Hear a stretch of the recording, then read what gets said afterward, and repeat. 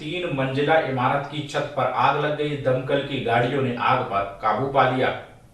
गाजियाबाद के वसुंधरा इलाके में उस समय हड़कंप मच गई। अब एक 3 मंजिला इमारत के टेरेस पर बने अस्थायी स्ट्रक्चर में आग लग गई। आग लगने के बाद मौके पर लोगों का जवाबड़ा हो गया और दमकल विभाग की सूचना दी गई।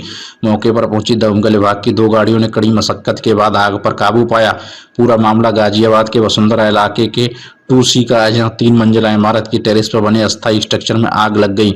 CFO राहुल पाल ने बताया कि दमकल विभाग की सूचना मिलते ही दमकल विभाग की 2 गाड़ियां मौके पर पहुंची और कड़ी मशक्कत के बाद आग पर काबू पाया। उन्होंने बताया कि बिल्डिंग के अंदर कोई फायर सेफ्टी इक्विपमेंट नहीं था, जिस कारण आग लगातार फैल गई। आग को पूर्ण रूप से बुझाने के लिए और लगने से कोई जनहानि नहीं हुई है। सुधाकर सिंह, गाजियाबाद, समाचार 24।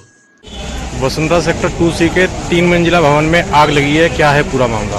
आज सुबह लगभग 10:56 पर फायर स्टेशन वैशाली पे सूचना प्राप्त हुई थी। 2C सेक्टर पड़ता है वसुंधरा में, उसमें एक टेरेस फ्लोर पे अस्थायी स्ट्रक्चर बना हुआ था, उसमें आग लगी हुई थी। तत्काल हमारी 2 गाड़ियां मैं FSO के घटनास्थल पर पहुंची। मैं स्वयं भी घटनास्थल पर आया। यहाँ पे आके देखा तो एक रेजिडेंशियल बिल्डिंग में कमर्शियल एक्टिविटी हो रही थी, जिसमें नीचे ट्रेडिंग का काम होता था, उसका सेंटर्स बने हुए थे और ऊपर टेरेस पे अस्थायी स्ट्रक्चर में कुछ कबाड़ का सामान भरा हुआ था, जिसमें आग तेजी से फैल रही थी।